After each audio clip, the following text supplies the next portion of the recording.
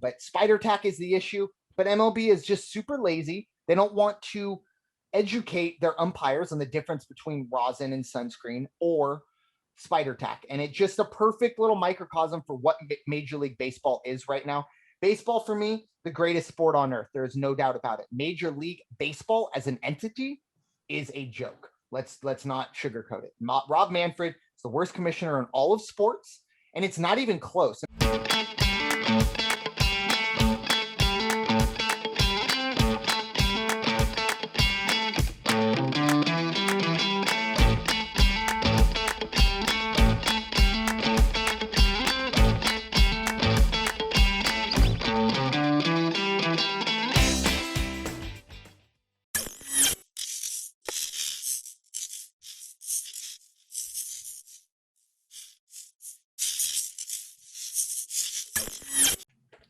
What is up, everyone? Brandon Ferst, aka First Report, representing the First Off the Bench podcast network. Everyone comes off the bench. We are First. Welcome into another edition of the Changeup here on the network, where we break down everything baseball has to offer. With my co-host, Bryanna Winner. You can find Bryanna at bwinner12. Bryanna, how you doing today?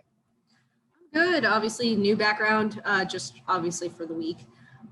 But I'm excited and sad about what I'm going to be having to talk about. So, yeah, it's a little bit kind of the way that the Angels report, or at least the winner's circle, I should say, have gone.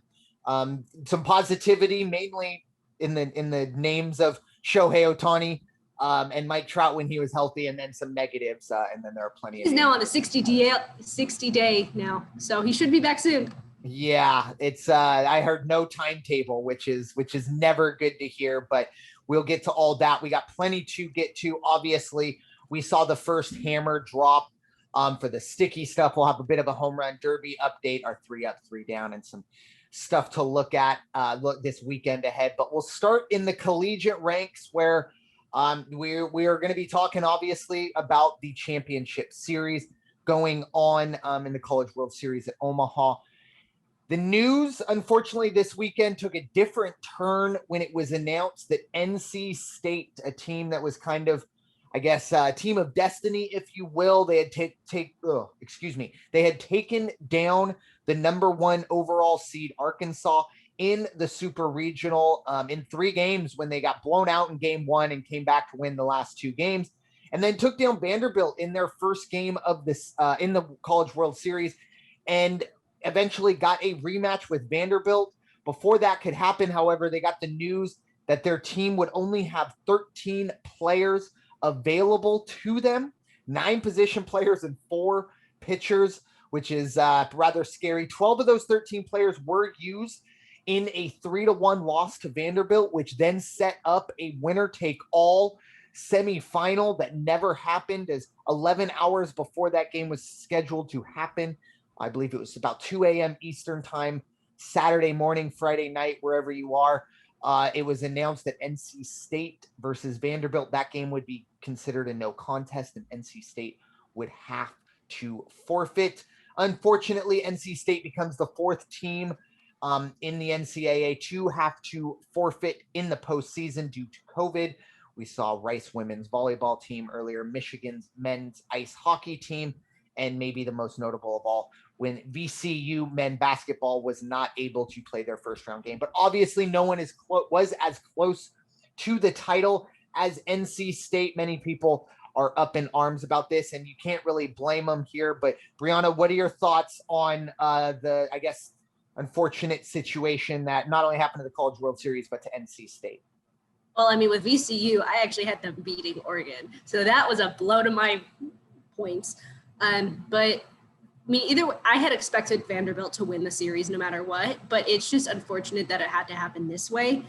Did you ever see the tweet that I had sent you?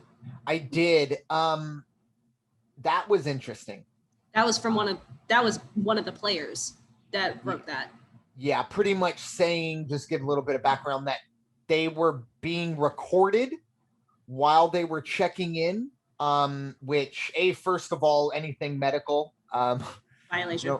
Yeah, you don't want anybody to record, even the doctor, even then, let alone these other, and they had made it seem that they were trying to record them for, to use later on, leverage or, bad media, however you want to look at that.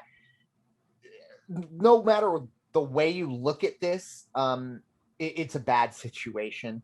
Obviously, you feel for NC State. They got so close, the team of destiny, if you will. And to get a chance to go up against Vanderbilt earlier, I think it was last week, we talked about this, the College World Series, and we talked about Vanderbilt kind of being that team to beat. NC State did it, lost in game 2 against them, but with only 13 players, never got a chance to see what it would have been like normally. The one big problem I have with this is the NCAA allowing full capacity and then bragging later on that night that they had 21,000 fans for, I believe, the Mississippi-Texas game. And you're going to sit here and kick these players out while you rake in money from a situation where you're at full capacity. No person or persons have to be tested, have to prove any, which is fine. I don't think you should have to do that. Don't get me wrong. But we're in a situation, I think you would maybe talk to Vanderbilt, talk to umpires, maybe talk to the people that are on field. Or do you feel comfortable with this? Now, if there are some that don't feel with it, a high majority don't feel comfortable with it, okay, then call it a no contest. But I think for the NCAA to, kind of take the money in one hand, but on the other say, oh no, we're doing this for player safety. Well, you're going to sit here and tell me that not a single one of those 21,000 people could be positive for COVID. I mean, come on, people. I really think someone there, whether they knew it or not, had the, whatever it was, whatever it is, whether they're, vaccinated or not. It's very, very unfortunate. It's just another situation where I think the NCAA maybe overstepping their bounds. But at the end of the day, Vanderbilt gets their way in. And they, as we speak now, it is Tuesday, June 29th. They are up 1-0 in the championship series after an 8-2 win over Mississippi State, an all SEC national championship. Vanderbilt goes for the national championship tonight. I'll tell you what, if you're a baseball fan, you obviously want more baseball, but the reason you want more is because possibly game 3 to see one of the most electric pitchers in all of baseball, not named Jack Leiter, in Kumar Rocker. He would pitch game 3 for Vanderbilt if necessary, but we'll get some answers to that later on tonight for Mississippi State and Vanderbilt. But once again, really, I think the moral of this College World Series, no matter what happens, is what could have been or what should have been with and that the NCAA only cares for money. 100%. And which is how they've been. They're an organization made on profiting from student athletes, and they have gotten billions from it. Exactly. Hence why a lot of the athletes are fighting to get paid for name, image, likeness. And I do believe, let's see, what is today? Tuesday. I believe tomorrow, as we speak, Wednesday, the 30th of June, I believe the board of directors, or the board of corruption, I should call it, will come out and have some sort of idea or some policy for the NILs, because July 1st, I should say, NILs for those players will be available. I saw the Wisconsin quarterback. I didn't see the logo, but I saw he will be dropping a personal logo, which is great. Look, if you're able to do it, make money off your likeness. That is the American dream. Best of luck to him. But I think you hit the nail on the head. The NCAA is out there for themselves and themselves only. And it's unfortunate because I will go back, 1920s, 1930s. I don't think they could have ever envisioned a time where a Saturday at Michigan Stadium, you'd see 110,000 people for a football game and all that money that would bring in. Now, with that being said, it's been up to these officials and these guys who are making a lot of money to change it. Well, they're not going to change something that would cut into their pocketbooks. Therefore, the court systems have had to do it, thank goodness. And we'll see what's going on from there on out. But for NC State, what could have been for sure. But what could have been for the home run derby, we will ask that for Fernando Tatis Jr. He will not be participating in the home run derby. However, Pete Alonso and Trevor Story will be in the home run derby. Obviously, Alonso will come to defend his title, and Trevor Story, the hometown kid, probably one last little memory before he either gets traded here in the next couple weeks or just fades off into the free agent sunset. It's highly unlikely he will be a Colorado Rocky next year. But Tatis out, Alonso and Story in. What are your thoughts on this, Bryanna, as we get ready for the home run derby in, let's see, about 2 weeks? I mean, you had to have Trevor Story in there after what he's done. He's in his hometown now. Why not? I mean, obviously we'd want to see Tatis in it, but maybe in the future. But there is one person you did forget. Trey Mancini. Right, Mancini. I don't know if I'm saying it right. He did miss the 2020 season to battle stage 3 colon cancer. He is now in the home run derby. I kind of want to see him win, to be honest. Even though Ohtani's in it, I would really like to see him win just based on what he's had to come back from. Massive oversight on my part. Thank you very much, Bryanna. For some reason, I thought we had talked about him last week when we talked about. No, it came in, I think, like a day or two after. Gotcha. Well, yeah, that's why you got to have a good co-host, folks. That's to fill in the blanks for you. Plenty of blanks when it comes to myself. But yeah, for Trey Mancini, obviously the story, everything he's gone through, even look, he just goes up there. The fact that he's playing baseball on the weekend or on the All-Star week, if you will, fantastic story. And for the Orioles, look, I mean, how many bright spots do they have? Not a whole lot. So good for them, good for him, good for everyone. I'm sure there are plenty of, cancer survivors, cancer people who are going through cancer right now that, makes it, a little inspiring for them to see what he's been able to do. I think all of Major League Baseball will be behind Trey Mancini. And I think it would be a great, great storyline to see what happens there. In terms of Tatis, obviously I'm biased as a Padre fan. I have no problem with Tatis missing it this year. I want to see him in it at some point. However, in a year where he's missed, some time with shoulder issues, I don't necessarily, I mean, for goodness sakes, he had to take himself out of a game one time because he swung too hard. Well, what the hell do you think he's going to do in the home run derby? So I think a year when he's not dealing with shoulder issues in the first half of the year, I would be fantastic, or I'd be very excited to see Tatis in the home run derby.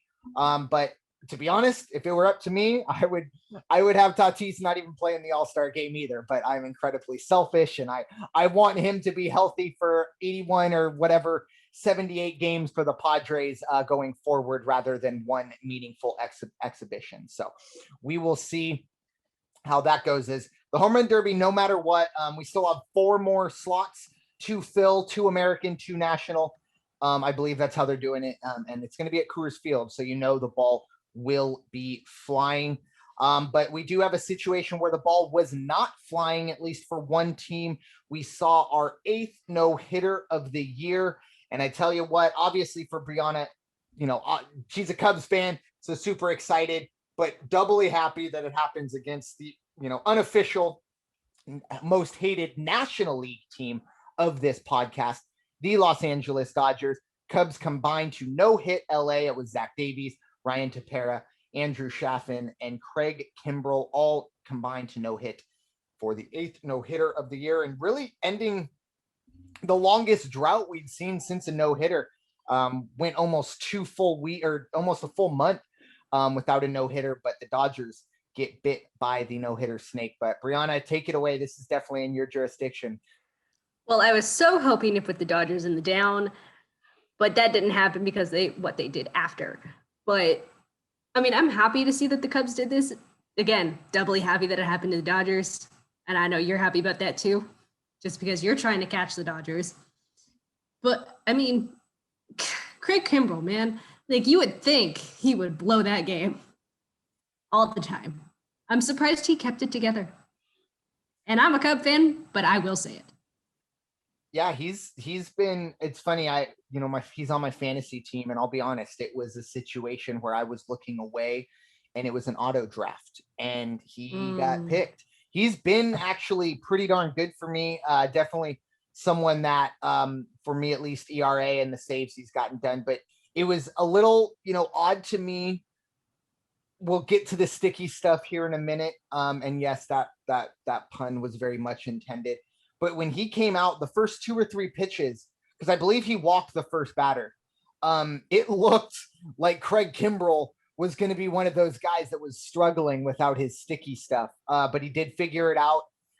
Funny little nugget that Craig Kimbrell actually had no idea that they had thrown the no-hitter when it was over. Obviously, he's a closer, wasn't paying too much attention to anything other than the score.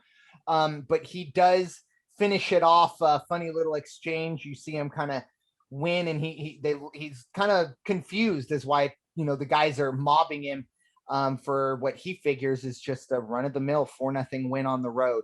Little does he know he finished off the no-hitter. So good for the Cubs, bad for the Dodgers, which is great for the podcast. So with that, and the Padres, yes, definitely. And the Cubs, like I said, that for a team that unfortunately, we'll call it like it is, it was a bit of kicking a hornet's nest because the Dodgers did go on and to have, a rather successful weekend at the hands of the Cubs. But it does at least get, I think, for the Cubs, some Zach Davies, that guy is something else. You got guys coming in throwing 95, 98, 99. That guy's barely breaking 85 and getting it done against, a hurt, but really still really good Dodger team. And with some help from his friends, like we all need every once in a while. So with that, we move on to the sticky stuff that I was talking about, and we see our first ejection that has then now turned into a suspension. It is from Hector Santiago, Seattle Mariners. He becomes the first pitcher to be ejected for a sticky substance. Now, he has been, of course, suspended for 10 games as Major League Baseball, 10 games with pay. It's a little interesting to think about there. But Major League Baseball has said this will be your punishment if you are ejected. I don't think that there's any coincidence that we see this first ejection, first suspension on a day game situation. I don't know the ins and outs. I know I've seen that they talked about possibly it was rosin, things like that. I really think it was sunscreen of some sort, maybe put on at the beginning of the game.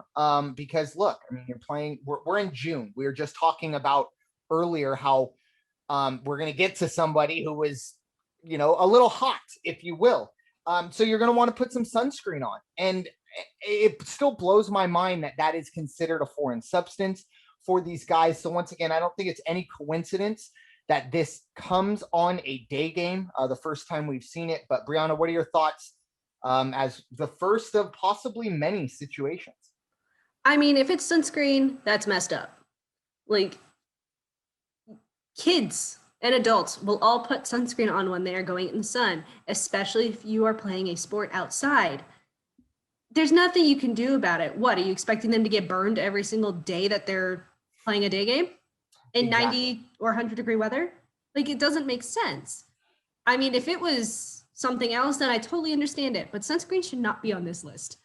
But speaking of the sticky situation, let's talk about Ohtani and Scherzer for a second, because those were great. Obviously, Scherzer got checked 3 times in his game and decided to unbelt his pants, and I think he pulled them down just to prove like, hey, I don't have anything on me. Stop checking me. And then you see Ohtani just laughing and smiling through the entire thing like, why are you checking me? I wouldn't do it. Yeah, and then we saw, of course, Trevor Bauer last night, I believe. It was last night. Essentially, Angel Hernandez. I mean, give him the rub down. His hand, Angel Hernandez really, really wanted to find something on Trevor Bauer. I don't think there's any mistake. I would not be surprised if Trevor Bauer gets popped and then the next day Rob Manfred comes out and says, never mind, we're not going to suspend people anymore. Like, we got the guy. I think all of this is to try and catch Trevor Bauer in the act. He will get the book thrown at him if he is caught. The one thing I believe Scherzer called this the Manfred rule. Yes. Too.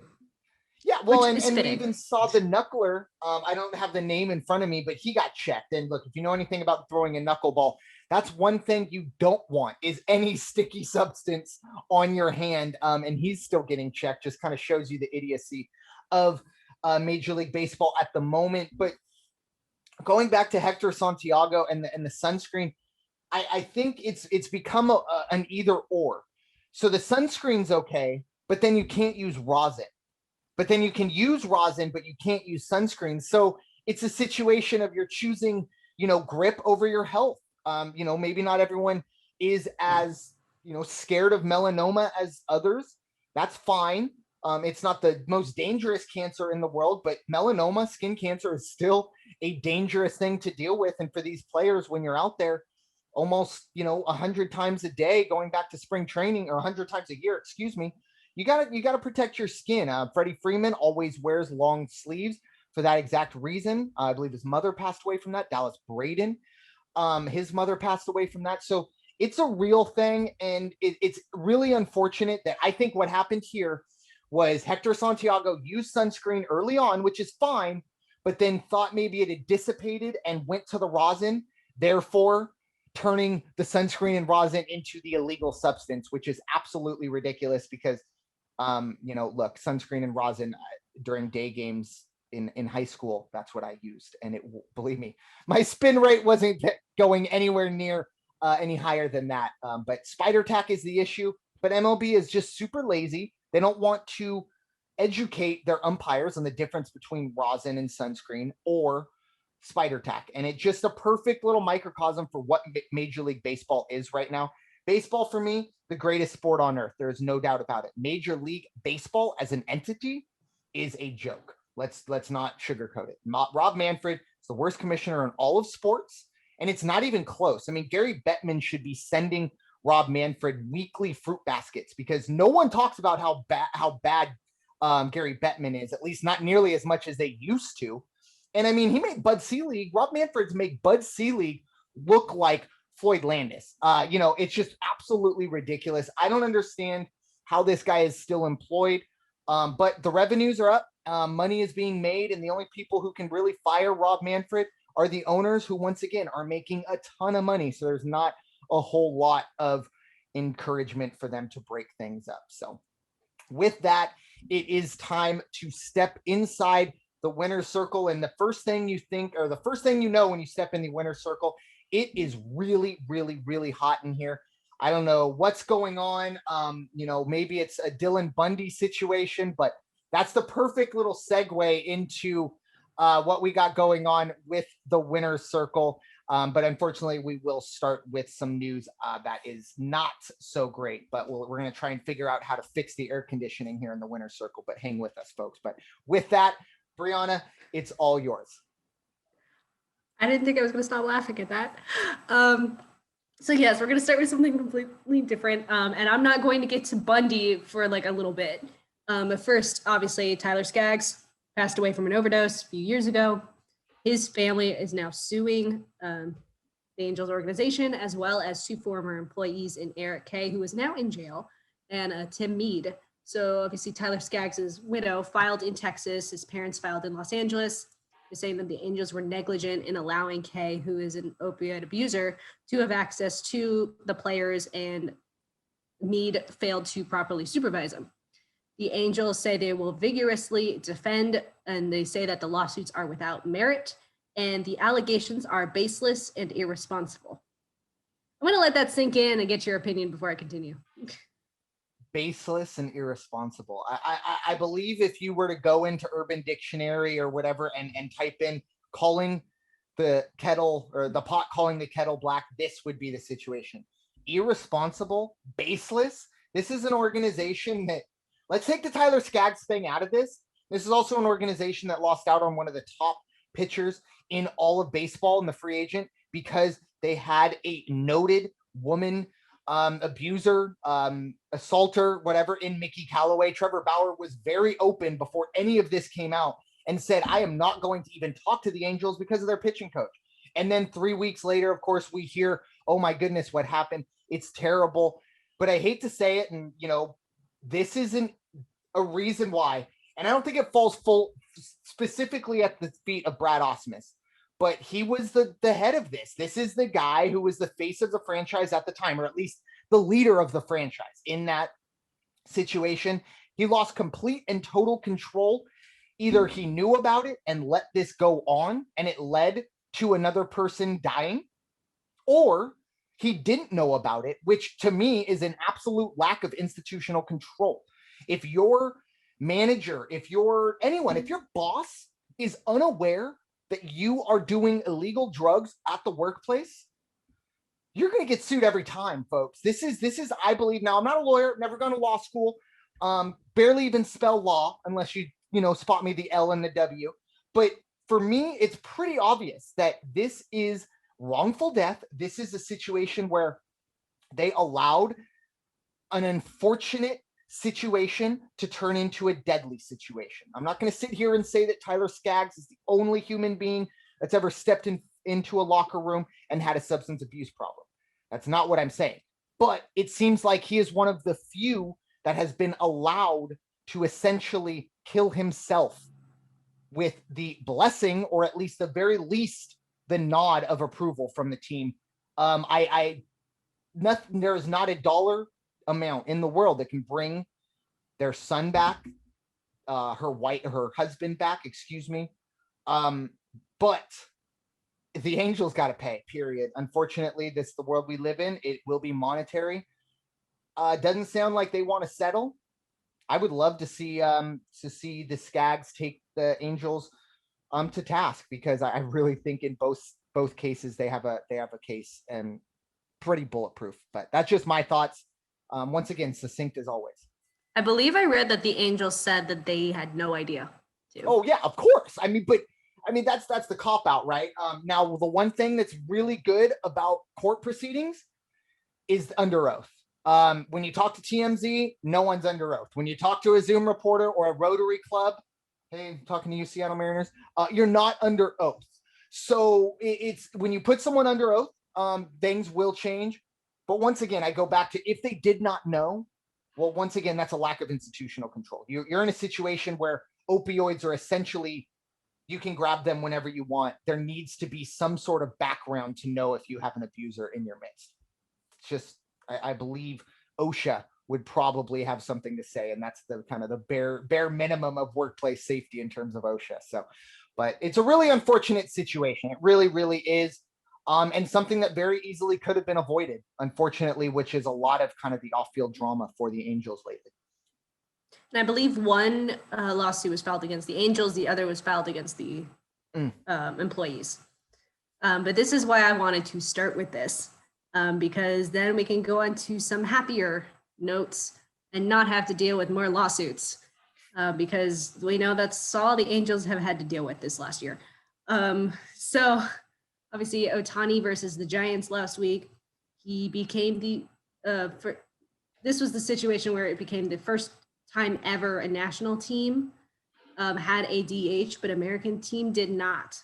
So the Giants did have a DH, Angels did not, because Ohtani was pitching. So that was the first time ever it's happened. But again, we haven't had a two-way player like this really since Babe Ruth. So you can't exactly say that. Yeah. Just because you've never had to deal with this situation before. I mean, this is a 1 in a million situation, basically. I mean, if you think about it, he wasn't able to do both in past seasons because of injuries or health. So he always stuck to one. This year's the first time he actually has been able to do both in the major leagues. So, and this might Ohtani is just a beast. He is. It might be his last chance, if you kind of believe the rumors that the universal DH is probably coming to baseball. Shohei Ohtani will, or the pitcher batting will no longer matter.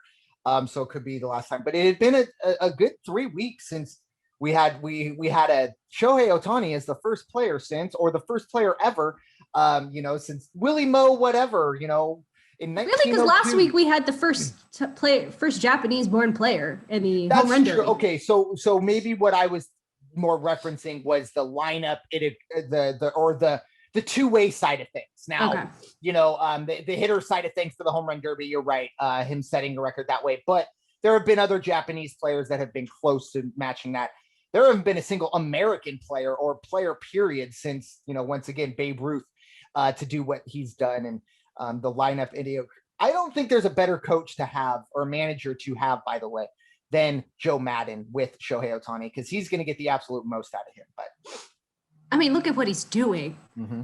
He has now hit 26 home runs. He's atop of most of the leaderboards in, like, obviously the American League or in the major leagues in general. So I believe he was like 1 RBI short when I read whatever I read like a few days ago. So moving on, the Angels are 5-5 in their last 10 games, which does not give me much hope, but hopefully after this All-Star break, there will be, because hopefully Trout will be back. So they were on a 5-game losing streak until Sunday against the Tampa Bay Rays, where they won 6-4. Fletcher hit in the leadoff spot for the first time in weeks, and he did go 2 for 5 with 2 singles. Ohtani did hit his 25th home run in the number 2 spot. And then last night, now we're going to talk about it. So last night they did beat the Yankees, but in the second inning, and if you don't believe me, go find the videos. You could see Bundy trying to get the sign and then stepping off and vomiting. So he vomited behind the mound. He left after an inning and 2/3. He gave up 4 hits, 2 runs, and he didn't give up a walk or a strikeout. But it did come out that he did suffer heat exhaustion, and it was 90 degrees outside with the heat index in New York being higher. So I'm not surprised that this happened, but it's not going to be the last. And what were you saying earlier about his cap? Oh yeah, I mean it was scary, honestly. When I saw the video, obviously when you first see it, it's kind of a gag, right? Everyone, the captions, oh, there's that's a foreign substance on the mound, blah blah blah. But when you look at him before, I mean, there are guys sweating, and then there are people leaking. Like, he was literally leaking, folks. It looked like he was in the shower in full dress, or at least his hat. I mean, you got puddles, it seemed like, coming off of him, and that's kind of scary. And I hate to kind of bring it back to that morbid side, but when you have a situation, the first thing I did think of was Tyler Skaggs' situation of, oh my gosh, like, is he okay? Are we going to, is this something more than just a guy being hot? Now, obviously, the weather coming in, I know there was a lot of records shattered. I think it was like 104 in Seattle yesterday. Tons of heat records being shattered, but you're right. This won't be the last time this happens. Now, as someone who normally it kind of is the domino effect, right? Like, if you were to see if I was at that ball game and that happened, there's a 50-50 shot that I'm following suit, if you know what I mean. So for him to hopefully to be, first and foremost, he's okay. There's no lasting effects from this. But second of all, be able to kind of, laugh it off. But at the end of the day, it's, you look at it from a baseball side of things, that's really unfortunate, because that bullpen obviously had to do a lot of extra work in situations like that, having to get 18 outs or 21 outs, 20 outs, whatever that equates to when it's all said and done, against a really good Yankees team. So it's tough. It's funny. We can laugh about it now because he's okay. But I tell you what, the first thing I thought was, I hope this isn't something more. And it doesn't sound like that's the case. I mean, some of the comments though, or like the side, it had to do with like Bundy and the side of the Yankees in the second inning. And somebody's like, yeah, imagine how I have felt all season. So, I mean, there is some good coming out of this. Yes, there's no long lasting effects. Yes, people are laughing about it because the Yankees are so bad this year. So, I mean, I think it's a win-win, especially for us. So, I mean, going on, because I'm almost done. So Suarez came in to finish the next 5 in the third innings, and he practically shut the Yankees down. He only gave up 2 hits, gave up 1 run, and then 1 walk and 1 strikeout. Nobody else, I believe, gave up a hit nobody else gave up a run, I believe. So, I mean, look, that bullpen worked. Yes, they worked harder than they should have because of this unfortunate situation, but they did good. And that's a good sign, especially since the bullpen is what has been needing help. And then Ohtani did hit his 26th homer in this game, and it is the hardest hit of his career at 117.2 miles per hour. So after the series against the Yankees ends tomorrow, they have a 3-game series against the Orioles Friday through Sunday. Yankees through Thursday. And then the Red Sox Monday through Wednesday, and they are at home the entire time. So thankfully, they can come back to Los Angeles. Unfortunately, the heat's probably going to be worse.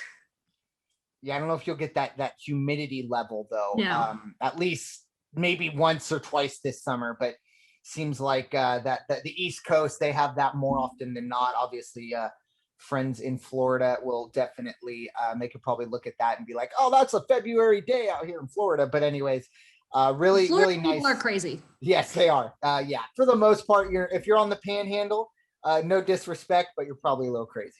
It's all good. Enjoy it. Enjoy the crawfish and the lively lifestyle, and be safe during hurricane season. But yeah, for right now, the humidity is I think, like we kind of talked about earlier, it's only going to get worse. You know, we're not even in the July yet, very close, but in the early parts of summer. So moving on to, of course, the Friars, the Padres in a way had maybe their most memorable homestand ever, or at least in the history of Petco Park. Obviously, it started with the walk-off win in what was San Diego's opening day, if you will. Of course, California returning to 100% capacity. When the homestand was all said and done, they had done something they'd never done since 2013 in sweeping those hated Los Angeles Dodgers. They go 9-1 after a weekend tilt with the Diamondbacks. But I will tell you what, it's not going to be all positive,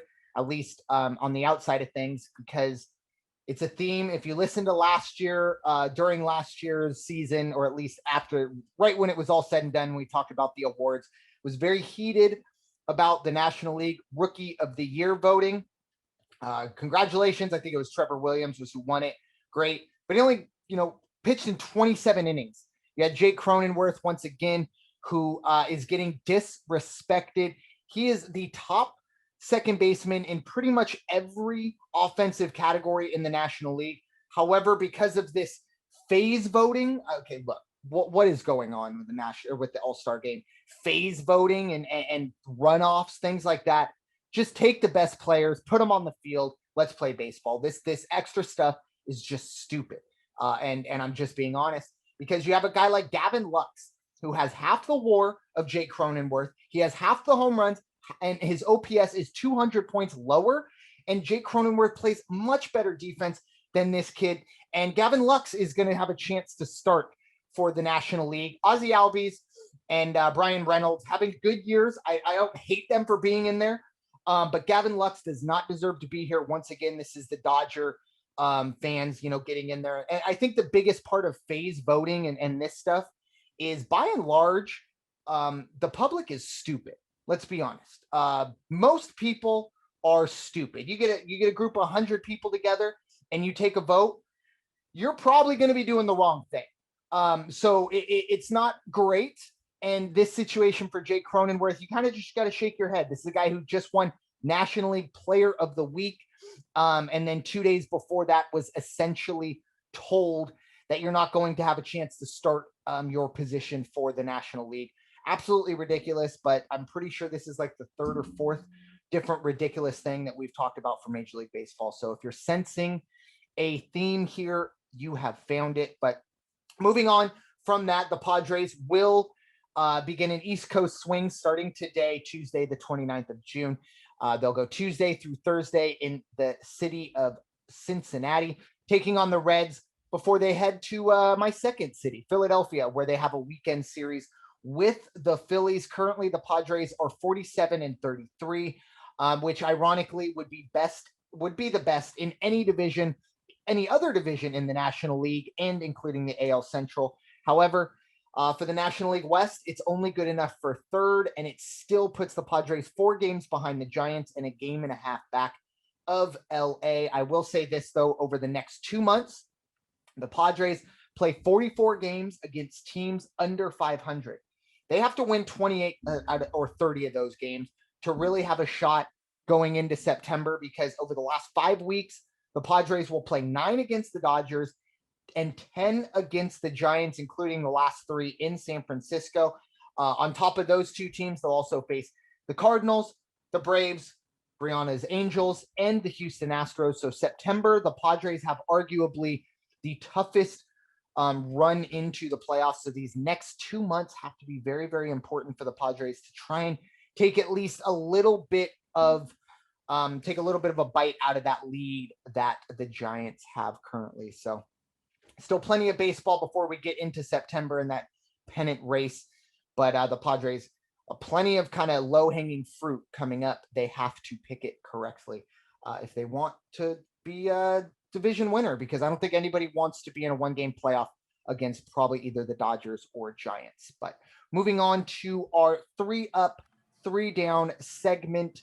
I had the ups this week. My turn to be positive, something that's not as easy as it is for others, for my pessimistic self. But I did find a little bit of low-hanging fruit myself with the first up with Kyle Schwarber and the Washington Nationals. Obviously, Bryanna, very familiar with the Schwarb, if you will.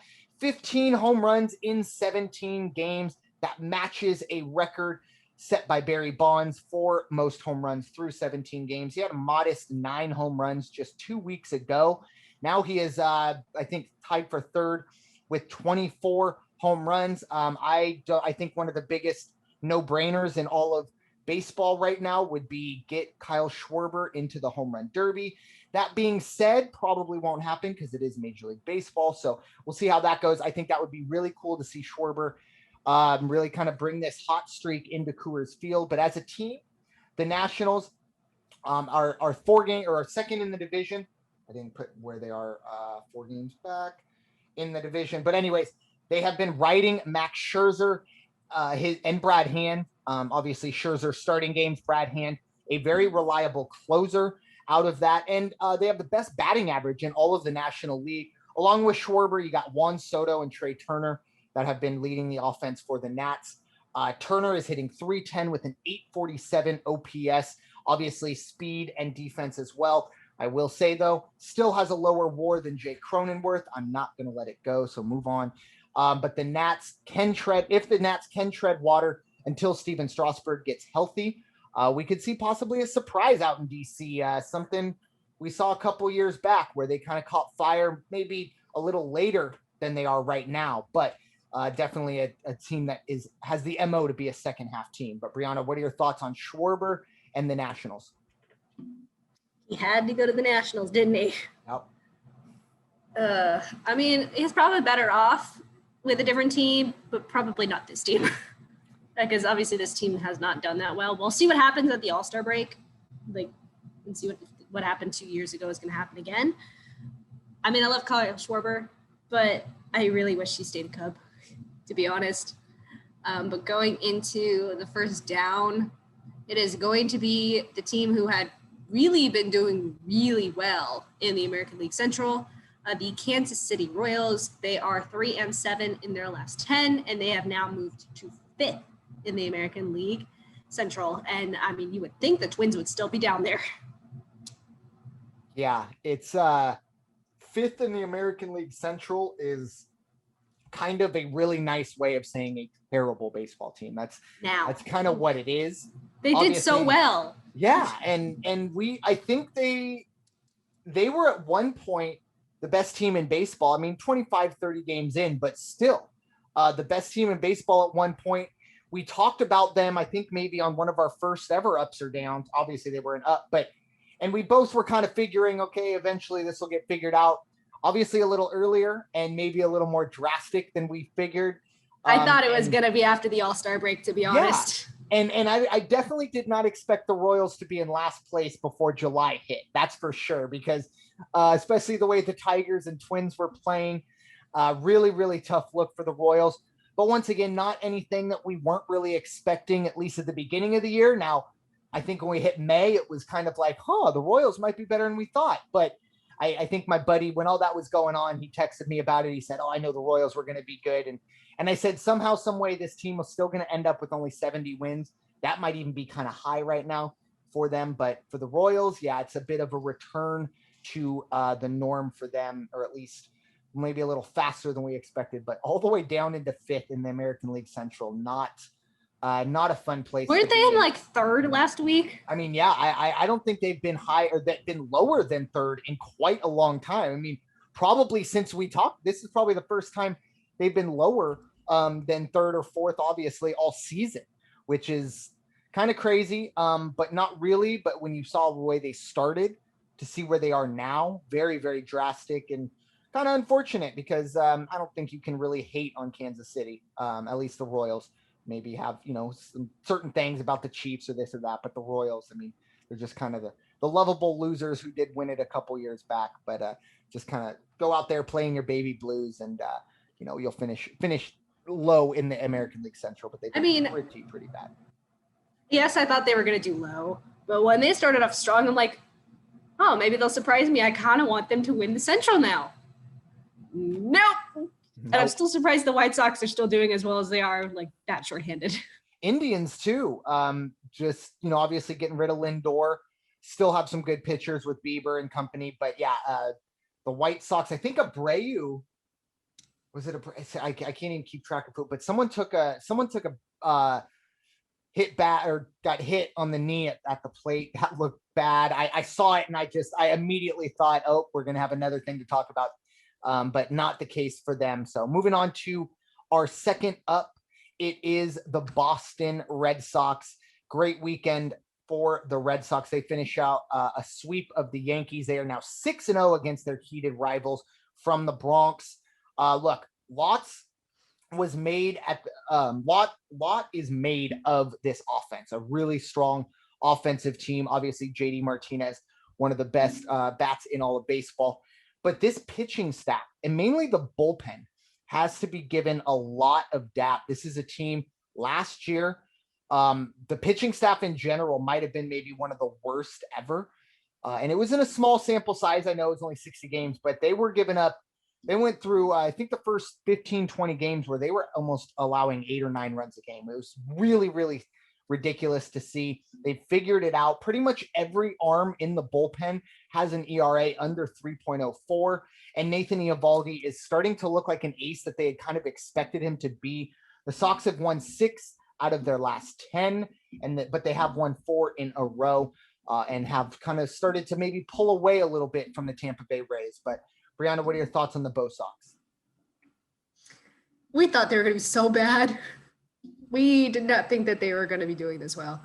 And that the Yankees were going to be doing so bad, but I will gladly take that right now because the Angels are still in their series versus them. I mean, they got a lot in the offseason. So, I mean, kudos to them. They got what they needed, and they are showing it to everybody. Now, if only the Angels could have done that with their pitching.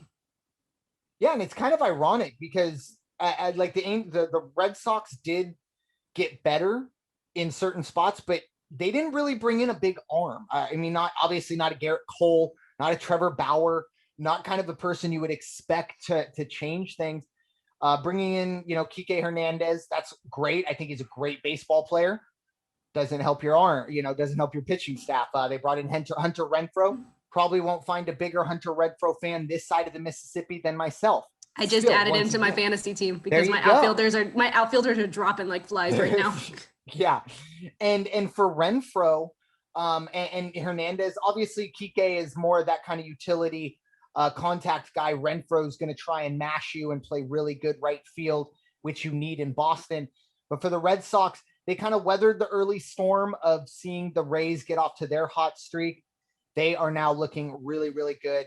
But yeah, it's going to be a dogfight in the American League East. What looks like now a 2-horse race, as with no complaints from us, the Yankees start to fade away. But what's our second down of the week? So our second down, we are moving into the American League West with the Oakland A's. 2 weeks ago, they were leading the division, and they had been leading basically the entire season. Obviously, after the whole thing with the Angels and Twins happened, Oakland has been 4-6 in their last 10 games. They are now a game and a half back of the Astros, which is something we definitely don't want to see because we don't need the Astros to get any farther ahead. Yeah, it's really unfortunate, obviously, mainly For the A's, look, they're kind of that team in the West. Bryanna obviously really wants the Angels to be that team, but right now it does seem like they are that team in the West that's going to have to kind of keep the Astros out of the playoffs, or at least out of the division Wild card. lead. Yeah, or push them into the wild card, if you will. They've been struggling a bit. It's tough because the Astros have maybe been the hottest team in all of baseball. I mean, they've lost 2 in a row and they're still 7-3 in their last 10. I will, kind of shout out the Mariners. They didn't make my up list this week, but this is a team that's 3 games over 500. Now, granted, 7 games out of the division lead, 5.5 out of, any playoff berth. Still a long way to go. But that West is definitely turning into a 2-horse race. But if the A's don't figure it out, the Astros are going to run away with it. Not anyone on this podcast going to be happy to see that. But we'll see how that goes. Hopefully the A's can figure it out. Or, hey, I mean, more power to either the Mariners or Angels. And I guess I'm not forgetting about the Rangers, but I kind of am. Anyways. Yeah, that's fair. Yeah, I just. But at the same time, we need Mike Trout back. Yes, 100%. That I think is going to turn the tide if everybody is healthy, including Mike Trout. And then the whole pitching thing, and an arm. I mean, Bundy has not been doing well, but I mean, we've seen Ohtani, we've seen Sandoval, we've seen Heaney, we've seen Cannon. The only issue we are having right now is with Bundy. And then obviously we have just had the hardest schedule in the last month. So, and it's not going to get any easier. So we just need everybody to be healthy. We need Mike Trout back, and hopefully that's All-Star weekend. There you go. Fingers crossed. The Milwaukee Brewers are my third and final up for the week. Obviously, the Brew Crew have really been riding high lately, and they are at the moment 4 games up on the Chicago Cubs. Obviously, 8-2 in their last 10, won 6 straight. But looking ahead, obviously, this team feels that they're good enough to make the playoffs, and that's probably the case. I will say this: if you face this team in the playoffs in a 3-game series, in a best of 3 or a best of 5, I don't know if there's a team that you would rather would rather avoid than this Milwaukee team, when they could go Woodruff, Peralta, and Burns 1, 2, 3. All 3 of those guys have ERAs under 2.53.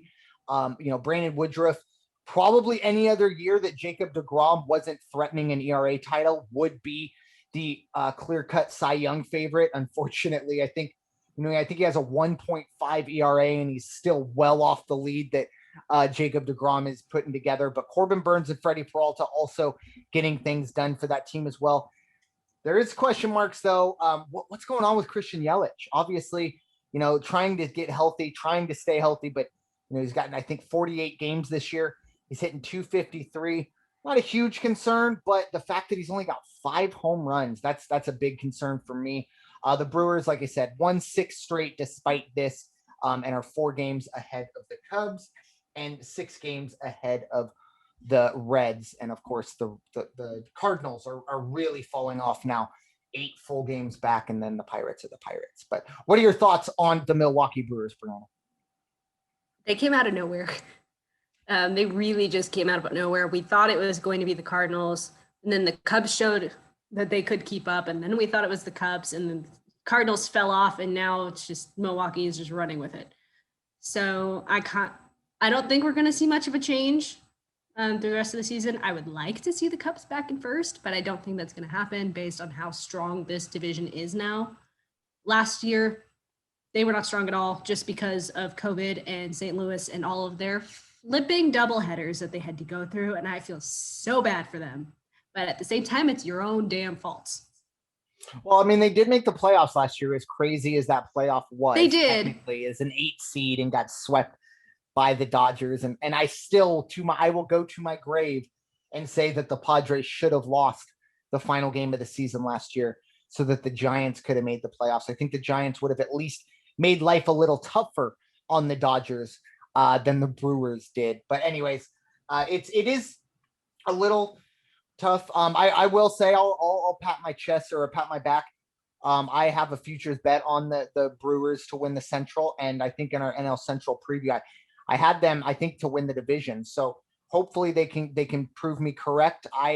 expected the offense to be a little further along, however, than what we've seen from this team. Unfortunately, they're relying heavily on a good pitching staff, which is fine, but eventually they're going to run into trouble, I think, later on, or at least down the road. But what is our third and final down of the week? So our third and final down, I'm going back to the Cubs. I'm going back to the Cardinals. Both of them deserve this spot. So both of them are 3-7 in their last 10 games.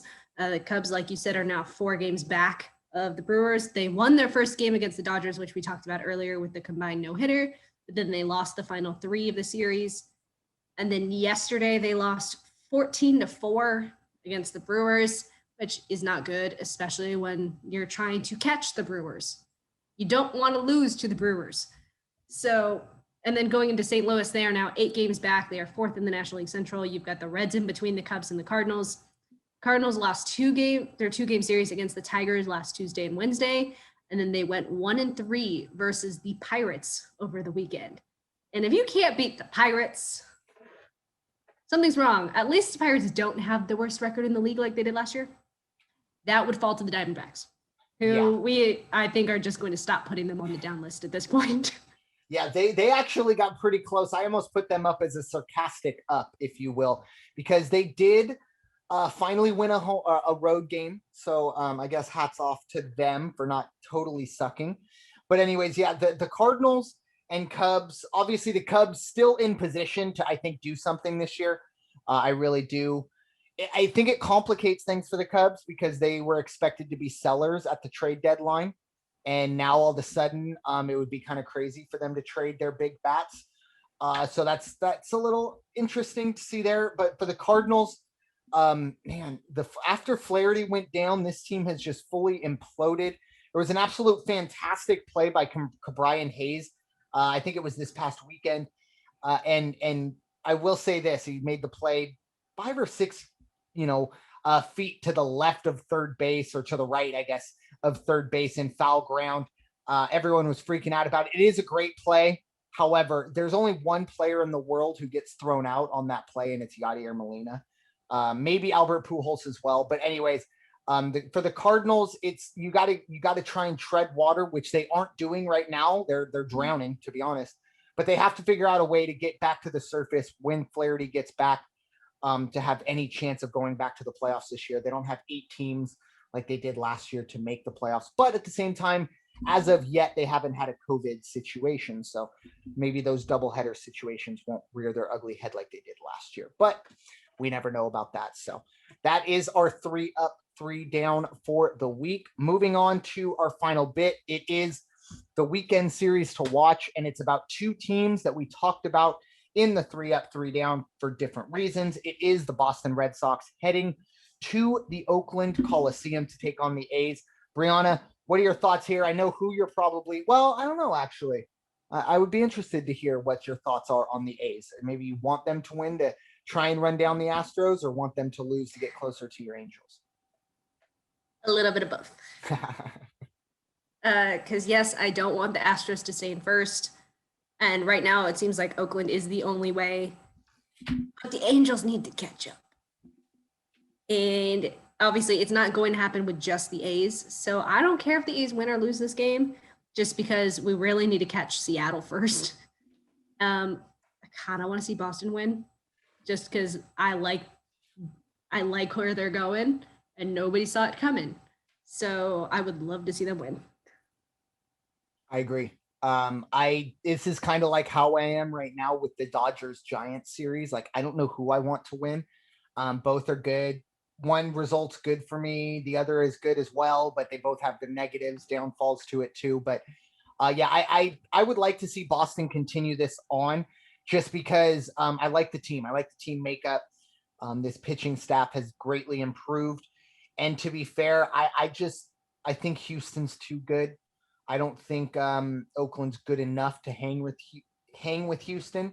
And I really don't want to see the Yankees sneak into things later on, maybe when they get a little healthier, things like that. But it's going to be really tough. In the second series to watch this weekend, there will be absolutely no dispute as to where both of us will put our rooting interest. I don't know where we expect it to go. But for the Dodgers heading to Washington, I'll go first on this one. I think the Nationals can continue to do what they're doing, keep riding Kyle Schwarber, keep riding with Mad Max, and they could possibly hold serve against the Giants and take 2 out of 3, against the Dodgers and take 2 out of 3. Definitely going to be rooting heavily for the Nationals, and I think that they'll get it done as well. Bryanna, I know you're probably rooting for the Nationals, but what do you think is going to happen? I have no idea. That's all going to depend on what happens with these checks. Because, I mean, we all saw what happened with Scherzer. So it's really going to depend on who's on that day and who's off or who's pitching. So I can't exactly give an answer. I know who I want to win, but I'm not quite sure if it's going to happen or not. Gotcha. And the final series to look at is the Subway Series. Always kind of fun to see the New York teams go at it. The Mets will head from Flushing to the Bronx. Mets taking on the Yankees. Once again, I think we both know where our rooting interest is going to be. What are your thoughts? Mets at Yankees. Mets. No question it's going to be the Mets. But the Mets are just a much better team. Better. Okay. The Yankees are losing to the Angels. They lost in a game where the Angels lost their pitcher to an illness, and they still couldn't win. And the Angels are in 4th in the American League. Yes, Yankees are also 4th in their division, but come on. Yeah, I think the Yankees will probably, they're a different team at home, I think. And these games for the Mets, I feel like they rely so heavily on Jacob deGrom, and I don't even know. I don't think the probables are out yet. There's a chance that deGrom could miss this series, and if that's the case, you're going to be kind of up against it if you are the Mets. Still hoping for Lindor to kind of return to what they hoped or what he would be somewhat near of. But I think the Yankees, I hate to say it, but I think the Yankees could possibly steal a couple here from a Mets team that is feeling good, riding a little high, especially considering the rest of the NL East is very average at least. And then, of course, the Marlins. But it's going to be very interesting, that Subway Series. Lots of good baseball this weekend. Lots of good baseball this week. But Bryanna, what are your final thoughts here for the Changeup? Well, I just looked at the Mets-Yankees games. deGrom is not scheduled to be on any of those 3 games. There you go. So you never know, though. Garrett Cole is supposed to pitch that first one. And he has been rough since. It's going to be Cole versus Peterson. Ooh, that'll be a good one. Then Stroman's been pitching well. I know that. I think Stroman's, got the second game. Stroman's got the second game against King. And then it's Eichhoff and Talon. Gotcha. Game 3. Got it.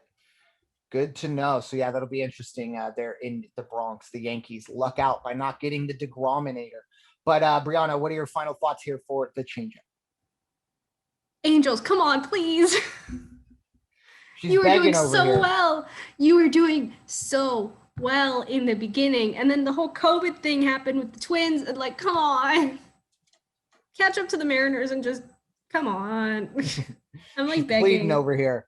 Give her a break. And hopefully we can see Mike Trout back. I think all baseball fans, no matter what your allegiance is, want to see the best in the game back at it.